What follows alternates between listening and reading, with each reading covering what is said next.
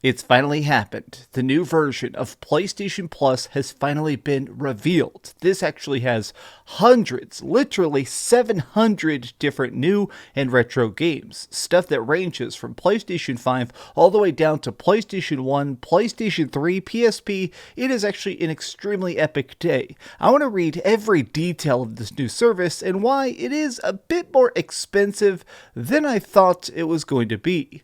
What's up, gamers? DreamcastGuy here, and I literally woke up just about 45 seconds ago, so please, if you could, smash that subscribe button while I take a sip of Red Bull.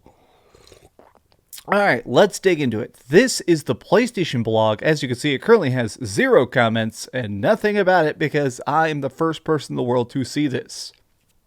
All new PlayStation Plus will be launching in June with 700 games and more value than ever. Alright, so basically what this is they're rebranding PlayStation Plus. Instead of just making it where you pay to play online and get the free game every month that they kind of just give you, instead they want this to be a subscription-based service that provides more games, more accessibility, more extra cool stuff that makes it feel like, oh, here's why you need to game on PlayStation. Look, I love PlayStation a lot. My favorite system right now is the PlayStation 5, but let's just face facts.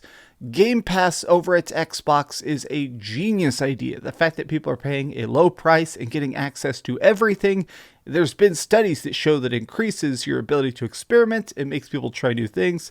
It's a good idea. I believe that this is Sony's attempt to sort of do that. This is Sony's attempt to basically charge you a tiny bit more to basically play hundreds of games that you may not have even realized existed. Okay, so here we go. Basically, today we are pleased to share with you our official news about changes coming to our subscription services. This June, which I wish it was today to be quite honest, but unfortunately it's a couple months away. This June, we're bringing together PlayStation Plus and PlayStation Now in an all-new PlayStation Plus subscription service that provides more customer choice across 3 membership tiers globally. Our focus is providing high-quality, curated content with a diverse portfolio of games. Below is an overview of the 3 membership tiers. Now, before we actually go into this, I do want to say a quote from a separate article. Basically, this seems like Game Pass, but the biggest difference is that it is not going to have the newest games. Jim Ryan straight up says, look, we think it'd be cool to put stuff on this new PlayStation Plus, but we think it's just not conducive to our business model. So you're still going to have to buy the newest, biggest PlayStation games if you want them day one. If you don't mind being a little bit patient, well, then you can still get them eventually when they pop up on PlayStation Plus New. So here it is, PlayStation Plus Essential. This is the lowest tier.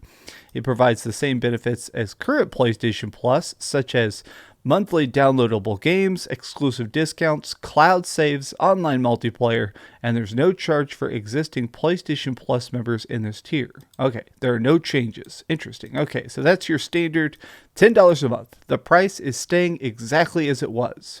So if you like PlayStation as it currently exists, great news, it still currently exists. PlayStation Plus Extra. This gives you the Essential tier. So basically, it provides all the benefits from the Essential tier, adds a catalog of 400 of the most enjoyable PlayStation 4 and PlayStation 5 games, including blockbuster hits from our PlayStation studios and a catalog of third-party partners.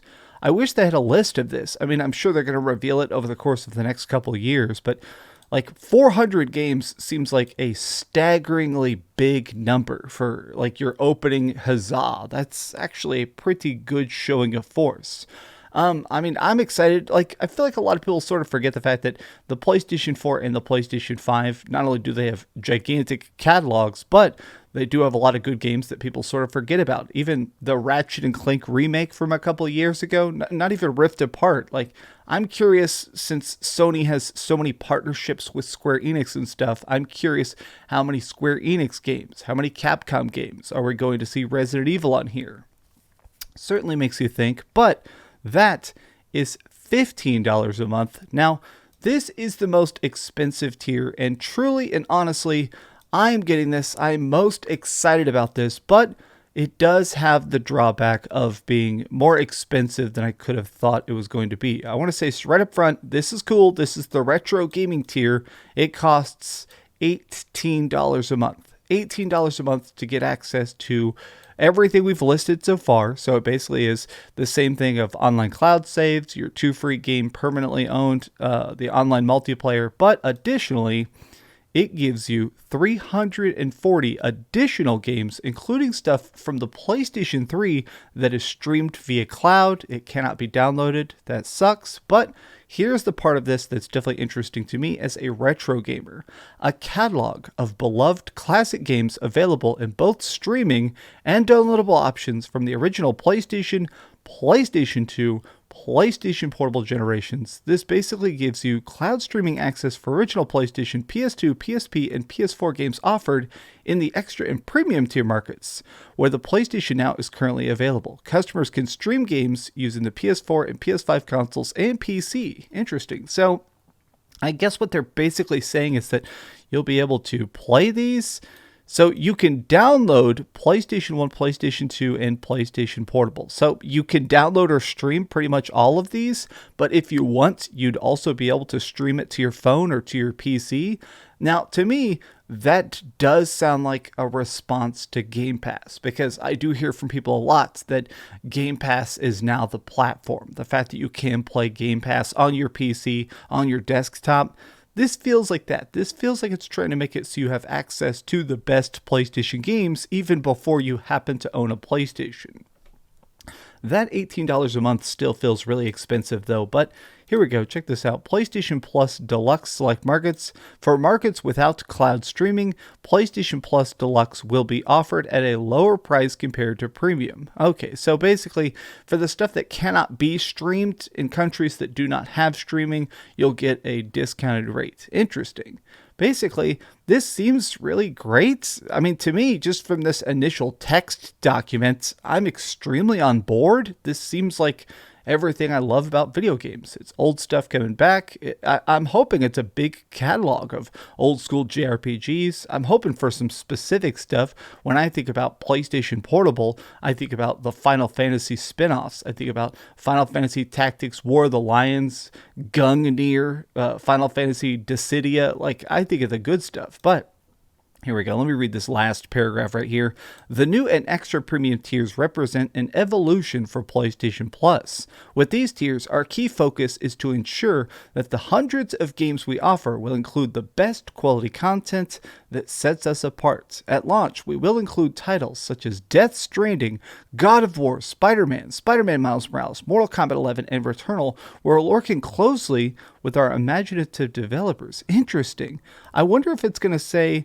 Let me scroll down here for a second and see if it actually says, oh, it's just, man, I was wondering if it would give us a hint as to the retro catalogs, but it really isn't. It's just talking about the lower tiers.